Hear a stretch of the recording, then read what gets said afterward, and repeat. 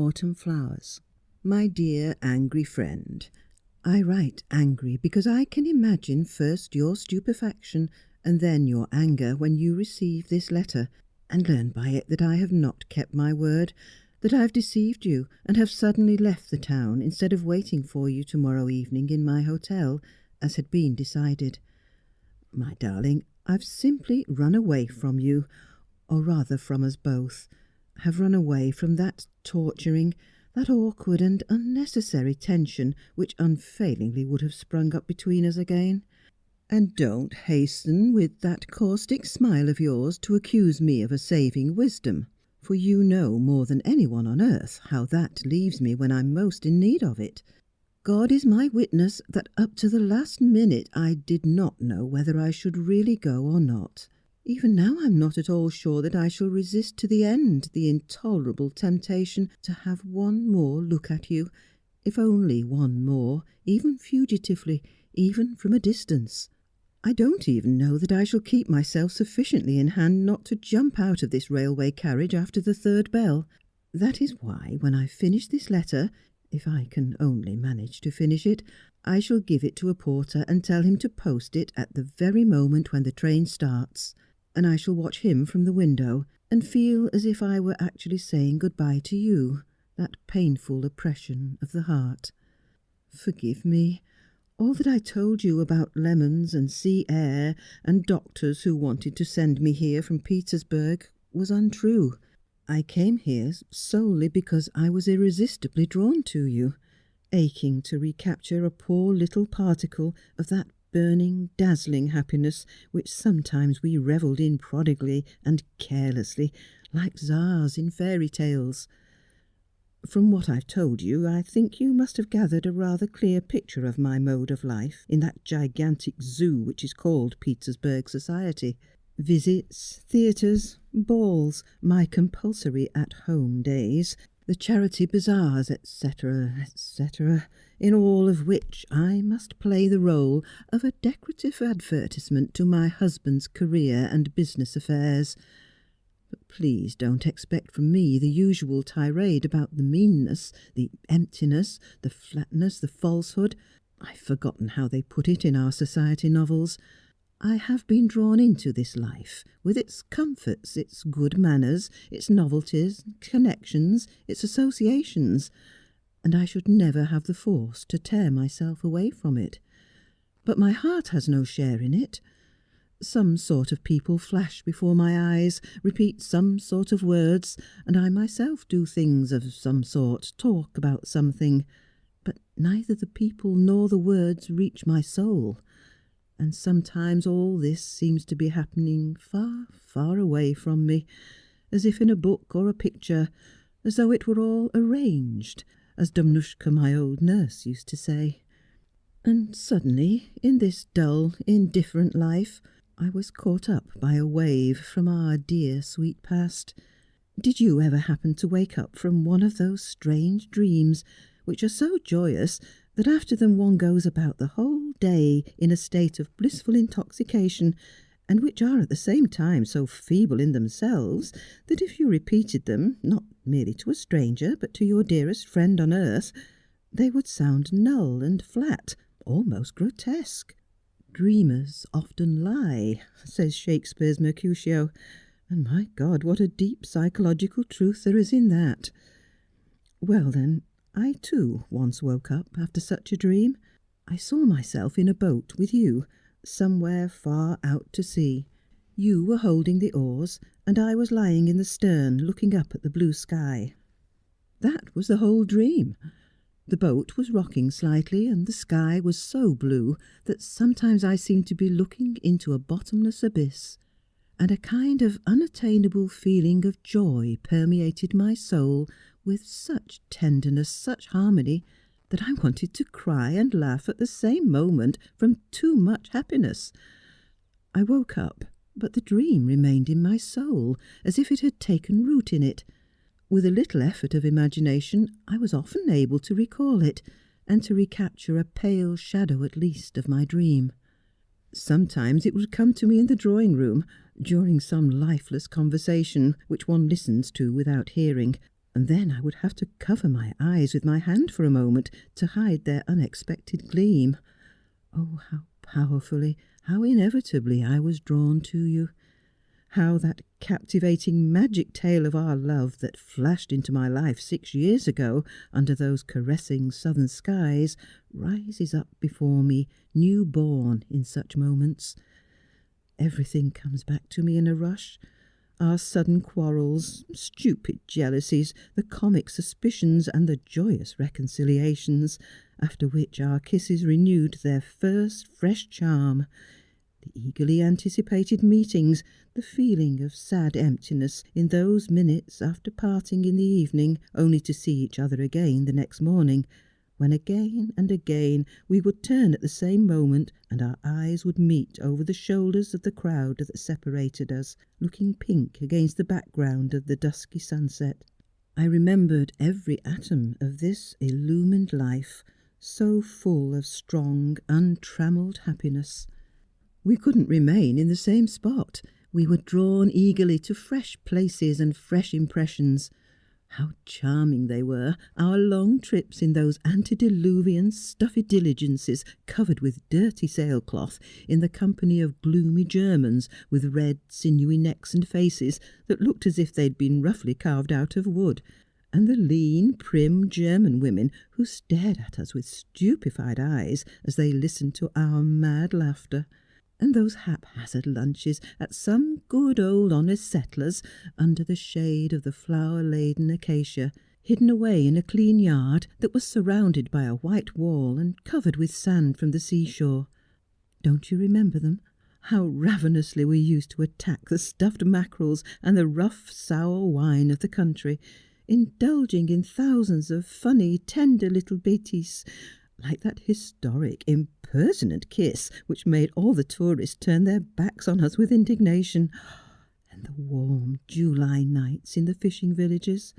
Do you remember that extraordinary moonlight, which was so bright that it seemed fantastic and unreal? That calm, irradiated sea, with ripples of silvery moire, and on the lit-up background the dark outlines of the fishermen as they drew in their nets, monotonously and rhythmically, all bending in the same direction.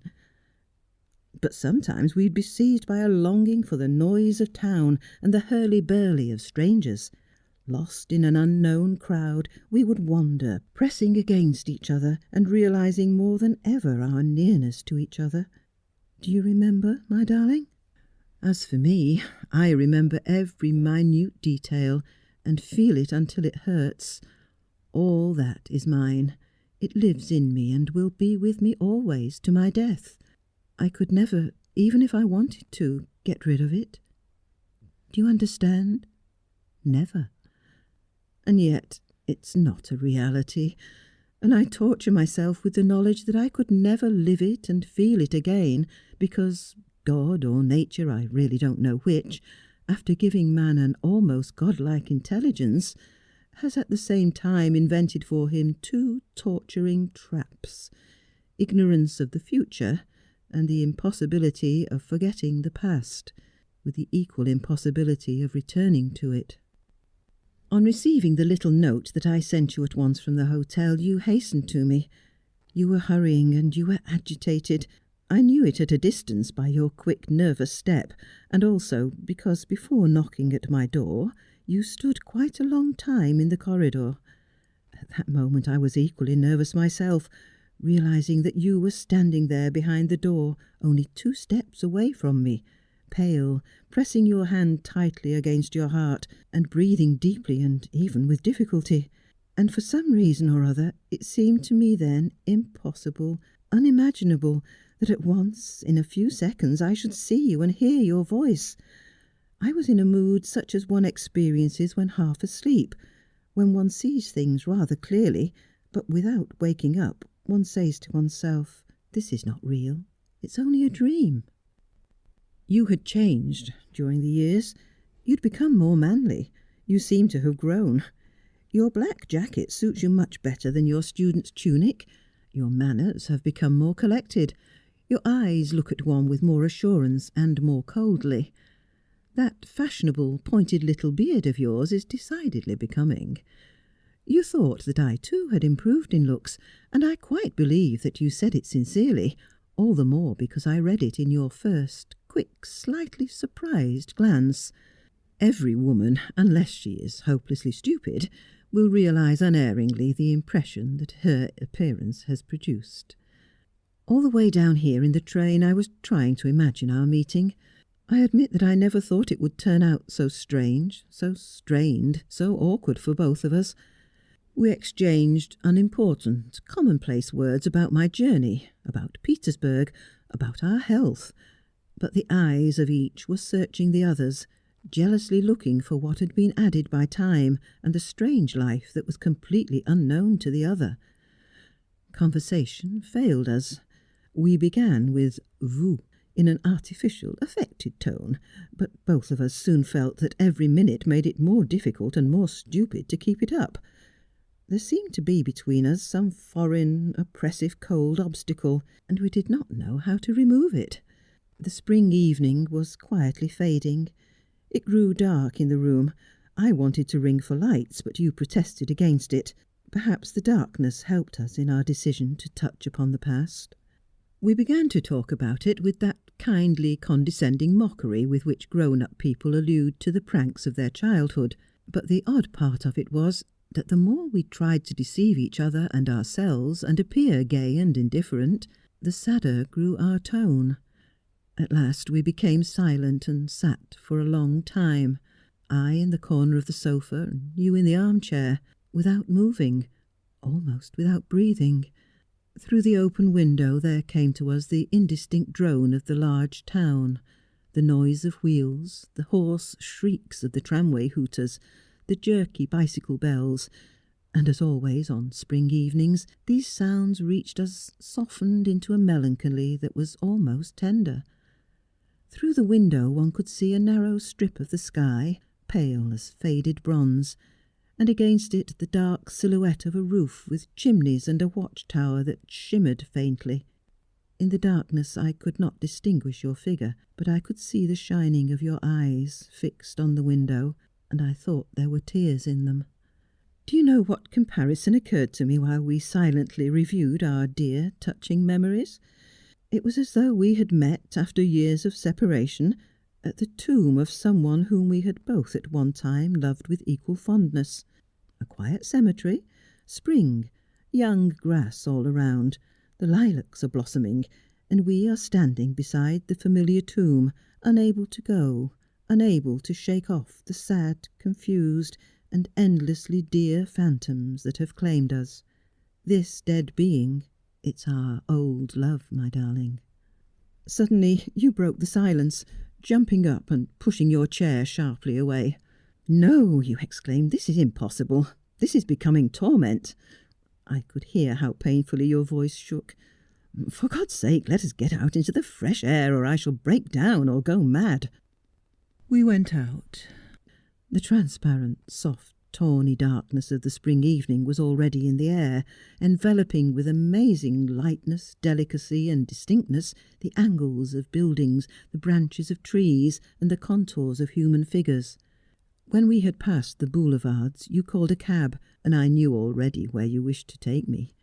There everything is as it once was.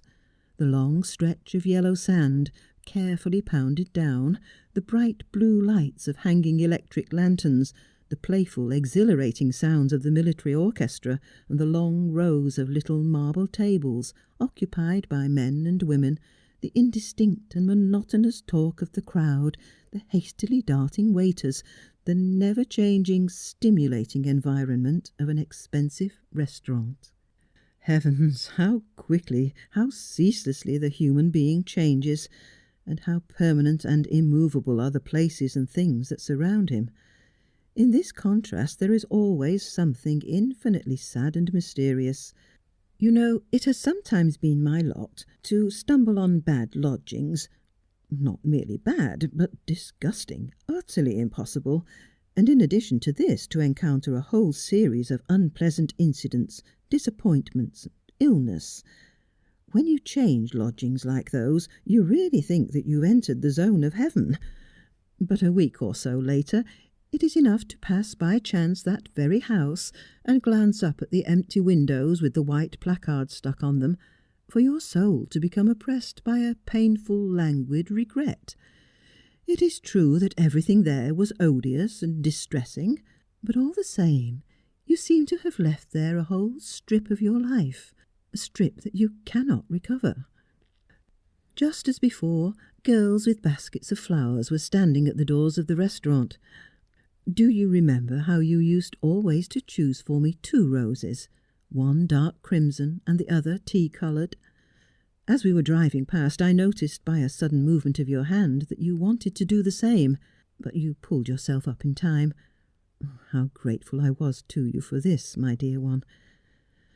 Under hundreds of curious eyes we made our way to the same little arbour that juts out so impertinently over the sea front at a fearful height, so that when you look down, leaning over the railing, you cannot see the shore, and you seem to be swimming in the air.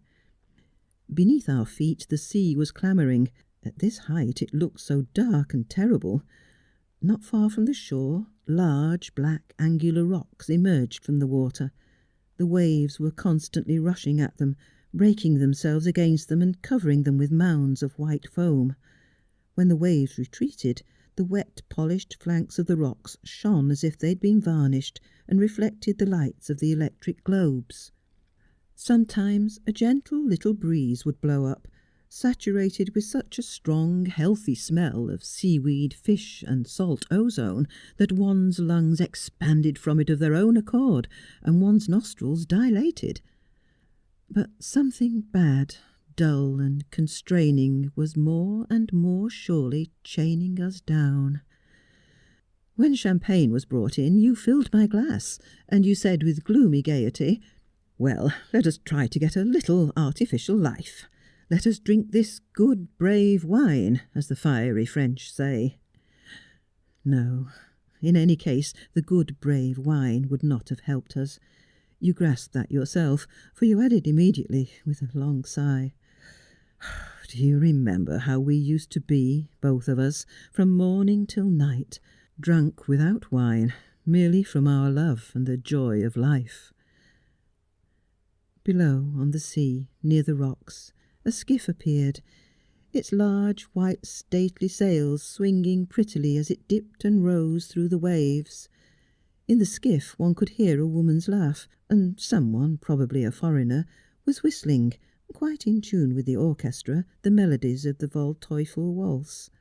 You too were following the sails with your eyes, and still looking at it, you said dreamily, "It would be nice to get into a little boat like that, and go far out to sea, out of sight of land. Do you remember how we used to do it in the old days?" Yes, our old days are dead. It slipped from me unintentionally, in answer to my thoughts, and immediately I was frightened by the unexpected effect that the words produced on you. You grew suddenly so white and threw yourself back in your chair so quickly that I thought you were fainting. A minute later you began to speak in a strangled voice that seemed suddenly to have become hoarse. How oddly our thoughts have met. I was just thinking the same. It seems to me fantastic, unreal, impossible, that it was really we, not 2 other people, quite strangers to us, who 6 years ago loved each other so madly and revelled in life so fully, so beautifully. Those 2 have long ceased to belong to this world. They have died. We returned to the town. The road ran through cluster after cluster of villas built by the local millionaires. We passed impressive cast-iron railings and high stone walls, behind which the thick green of platanes hung down over the road. Enormous gateways carved like lacework, gardens with wreaths of many-coloured lanterns, magnificent verandas brilliantly illuminated, exotic plants in the flower gardens in front of villas which seemed like magic palaces. The white acacias had such a strong odour that the aroma of their luscious sweetness could be felt, even on one's lips. Sometimes we experienced, for a second, a damp chilliness, But immediately afterwards we passed once more into the perfumed warmth of the quiet spring night. The horses were running fast, their hoof-beats falling loudly in even time. We swayed gently on the carriage springs as we sat silent. When we were nearing the town I felt your arm cautiously, slowly winding round my waist, and quietly but insistently it drew me to you. I made no resistance, but did not yield to this embrace. And you understood, and you were ashamed. You withdrew your arm, and I groped in the dark for your hand, gratefully pressing it, and it answered me with a friendly, apologetic pressure. But I knew that your wounded male pride would assert itself all the same, and I was not wrong. Just before we parted at the entrance to the hotel, you asked permission to come to see me. I fixed a day, and then, forgive me, I stealthily ran away from you. Oh, my darling, if not tomorrow, then in another 2 days, in a week perhaps, there would have flamed up in us merely sensuality, against which honour and will and mind are powerless. We would have robbed those 2 dead people by substituting for our love of the past a false and ludicrous make-believe. And the dead people would have cruelly avenged themselves by creating between us quarrels, distrust, coldness, and, what is more terrible than all the rest, a ceaseless, jealous comparison of the present with the past. Goodbye. In the heat of writing, I have not noticed how I have passed on to the old tu of lovers. I am sure that in a few days, when the first ache of your wounded pride has passed, you will share my opinion and will stop being angry at my escape. The first bell has just sounded, but I am sure now that I shall resist temptation and shall not jump out of the train. All the same, our brief meeting is beginning in my imagination to clothe itself in a little cloud of smoke, a kind of tender, quiet, poetic, submissive sadness. Do you remember that beautiful verse of Pushkin? Autumn flowers are dearer than the beautiful newborn ones of the fields. So sometimes the hour of parting is more vivid than the meeting itself. Yes, my darling, these very autumn flowers. Have you ever been out in a garden late in autumn on a wet, morose morning? The almost naked trees are threadbare and swing to and fro. The fallen leaves rot on the paths. On all sides is death and desolation. And only in the flower beds, above the drooping yellow stalks of the other flowers, the autumn asters and dahlias bloom brightly. Do you remember their sharp, grassy odour? You are standing, perhaps in a strange listlessness, near the flower beds, shivering with cold. You smell this melancholy, purely autumnal odour, and you're distressed. There is everything in this distress. Regret for the summer that has fled so quickly, expectation of the cold winter with its snow and the wind howling through the chimneys, and regret for one's own summer that has so swiftly rushed away. My dearest one, my only one, exactly that feeling has taken hold of my soul at this moment. In a little time your recollection of our meeting will become for you just as tender, sweet, sad, and poignant. Goodbye, then. I kiss you on your clever, beautiful eyes. Your Z. End of Autumn Flowers. Read for Love Stories Volume 1 by Anne Fletcher